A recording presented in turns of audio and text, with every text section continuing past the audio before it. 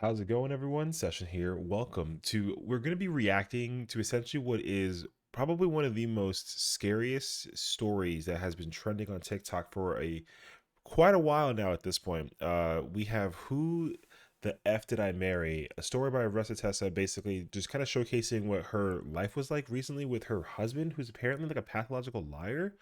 And so, I wanted to just kind of get this story really understood from my perspective. Everyone has been telling me that I have to watch it and I have to check it out. And, apparently the story is very crazy and chaotic. She's trending all over the place. And so, without further ado, let's get into it. Excuse the hair, but here is part one of Who the Fuck Did I Marry? Um, so I met my ex-husband around March 4th of 2020. We met on Facebook dating site and we also matched on Hinge.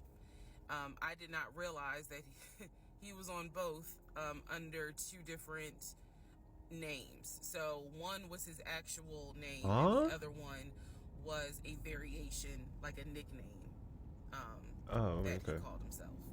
Okay. Different pictures. So it was a running joke between us. Oh, you ain't even recognize that you had matched with me on Hinge. No, I didn't. And also, that should have been a red flag. By the way, you That will. should have been a red flag. Oh my gosh. Honestly, like, I don't know. I feel like, I mean, I'm hoping that the Facebook one is the one that she saw his real name for. It's weird to put like a different name in all, like, I don't know. Dating sites, you should just keep the information like consistent and the same. Like it's lazier and easier to just do that. So to change it up every single like app that you're using is just Will notice in weird. this story, I called it the United Nations of red flags. It is so many red flags that, I mean, you would have thought I was colorblind because I ignored all of them. So, Hmm. anyway, Okay. back to the story. We met around March 4th. We exchanged phone numbers. He called me and we talked on the phone for the first time. In the first phone call, he told me that he had just moved to Georgia from California from San Diego. His job had transferred him because he was Okay. being transferred in as the new regional manager for a major condiment company that is based here in Georgia. I'm not going to say the name. Okay. And so we also talked about his childhood. He told me he grew up in Philly. He's from Philly. Both of his parents were deceased. This is the first phone call. Both of his parents were deceased. His Okay. father was a Philadelphia police officer. His mom was a teacher. Okay. He also told me he briefly lived in Augusta with his family. He had two brothers and two sisters.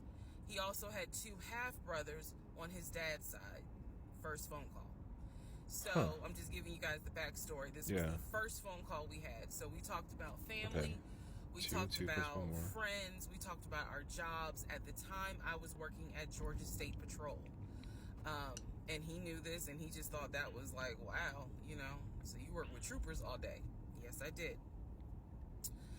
Okay. Also, in that phone call, he explained to me that he used to play football. He explained that he used to play arena football. Mm-hmm. I know nothing about arena football. I know about NFL, I know about college, go dogs, but I don't know anything about arena football. So he Okay. Dogs explained to fan. me that he Okay. used Okay. to play Okay. arena football. He used to work at Apple in the off season of arena football. And I remember thinking on that phone call, oh, okay, like, good for you. I don't know anything about arena football, and I believe I did tell him that I don't know anything about arena football. Mm-hmm. That'll come into play later on. So Okay. he told me, I just moved here. My job is paying for my housing, and they are helping me to look for a house. He was like, I'm trying right now. I'm in Gwinnett County, but I'm trying to look for a house, ideally in Atlanta, like Brookhaven, Sandy Springs. He was like, I really would Uh like to huh. move out there. And so I thought, that's great. Okay. You're looking Yeah. to get a house. You just moved here. He was like, I don't really know too. The scariest part about this entire thing is that I don't even know which is true or not true. You know, it's already like kind of complicated with the amount of information that we've been given so far, and it's not even it's only the first part. You know what I mean? So it's really it's really scary to figure out how much deeper this story ends up going. Too many people here because I spend all my time at work, and this job is really demanding. So that was our first phone call. We talked more. He talked a lot, which took me by surprise because I'm not really used to men talking more than me. Um, he eventually asked me out on a date. Cute. Our first date was set for Saturday, March 7th, 2020. Okay. He asked me what was my Pretty favorite said restaurant. I said Cheesecake Factory. no. And so we agreed to go out at the Cheesecake Factory in a Good location spot. that was in between. I lived in Clayton County at the time.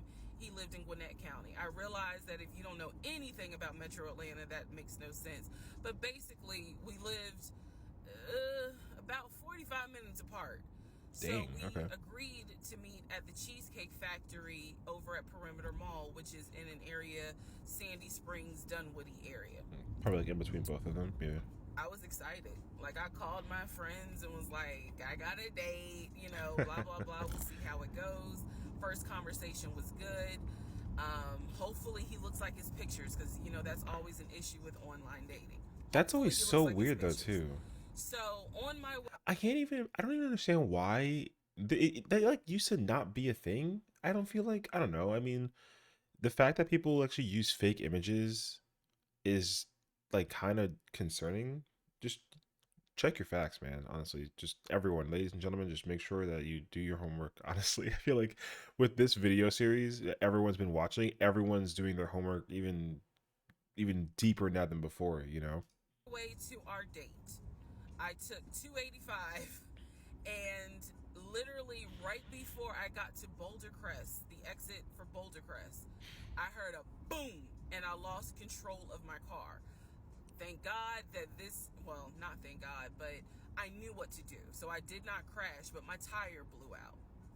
Oh, So I called him dang. and I said, hey, I'm so sorry, but my tire just blew on 285. I'm slowly making my way off the exit. I believe I pulled into a Chevron gas station, Mm-hmm. and I said, I got to get this fixed. I don't know what to do. Like, I'm a damsel in distress kind of thing. Mm-hmm. He kind of paused. He got quiet, and he was like, tell me exactly where you are. Drop your pin. So I dropped the pin, That's kind of scary, and he actually. came to the gas station. Came to the gas station, Oh, got out the car, and I was so relieved that he actually looked like his pictures, that I was like, oh my God, he's actually attractive, because he's like 6'4", 6'5". okay. Oh, also, man, I apologize. So let me go back to the first Okay. conversation. Let me Okay. add something. He did tell me in the first phone call that he was divorced, and that his Oh, ex-wife, she had two children. that's crazy, actually, because if he already had, maybe I hope that like I wonder if his ex-wife, if it's even true, right? If she somehow comes out and tells a story, because him being divorced is like kind of concerning. Okay.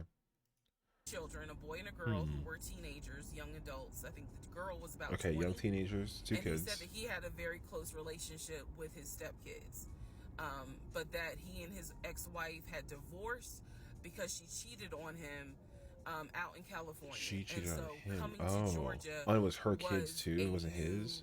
Okay. beginning for him. Okay. She was still out in California. The kids were still out in California. And so, he was like, I can't stand her, but I still want to be in the kids' lives. Okay. I have to put that in there because that will come back later. So this Why? is just setting Okay. the stage. Again, that first conversation was, we talked about family, job, friends, how he ended up in Georgia, me being in Georgia, the things that, I would think people talk about in the first Sure. conversation. All right, now back to the tire blew out. So he Okay, wait. So just kind of quickly recap. They they met on online dating through Facebook and Hinge. different name on one of the apps versus the other one, but the photos were the same, or they were still the same person, but different photos used. And he has no kids. He's divorced, but he's one of five, or I guess five. I guess and like a half sibling. And then he dated someone, was married to someone, divorced that person, and they had two kids, and she cheated on him. So he moved from San Diego to Georgia, right? Because he was trying to get like a fresh start on life, kind of thing. Okay, Shows up to the gas station. I guess we're He back now at the changes my car. tire, which I just thought was the sexiest thing in the world. And then he proceeds to say, "Hey, I found a tire place around the corner. You need to get another tire. Mm-hmm. Like you can't drive on this donut." So he followed me to, the tire place, and then helped me get a tire, paid for it. So I was definitely like, "Wow." Putting And it forward. so Wow. the vibe was good. So anyway, I get the tire fixed. We follow each other to the Cheesecake Factory Mm-hmm. over in Perimeter. We hold hands walking into the Cheesecake Factory. So in my That's mind, I'm cute. like, this is just this. Oh my God, I had butterflies. That's Yeah. the look of a woman who had butterflies. So I had butterflies, and we go in. There's a long wait, and so we sit outside and we just talk. Mm-hmm. And the conversation's great. And this is where he tells me what it is he's looking for. He Okay. tells me, I believe at the time he was 42. He was like, I want to get married Mm-hmm. and it be for real. He's like, my parents were married 40 plus years before my mom passed away. Mm-hmm. And I want that. I want marriage, family, a house. Like that is what I want. He's like, I'm as a man, I'm ready to get married, but I want it to be for real because the first Mm-hmm. time, it really hurt me when she cheated on me. So he's telling me everything that I wanted to hear. And so he was like, what is it that you want? And I said pretty much the same thing. I was like, I'm ready to get married, definitely want to have a family, Mm-hmm. and I want to marry my best friend. So we both Yeah. put Fair on the enough. table that we wanted marriage. And Mm-hmm. this is the end of part one. Oh. Okay. Okay. So they're currently on their way to the Cheesecake Factory and basically trying to talk about what they want intentionally for each other's sake. And I don't know. I mean, it seems like so far, it's so bad because it's gonna get so much worse. I can already tell because I had to memorize what they were gonna talk about because it was like football, right? Was there was like a couple of things that were not like a red flag per se, but that she did kind of double back on where she's like, okay, remember these parts in particular because they will come back later, sort of thing. Um, so that's very interesting. Okay. All right, well, there's part one. I mean, we're gonna be jumping right into part two just after this one, so stick along for the ride because we're gonna be here for a while. It's slowly cracking at this for sure. So thank you all so much for watching. I'll see you in the next part.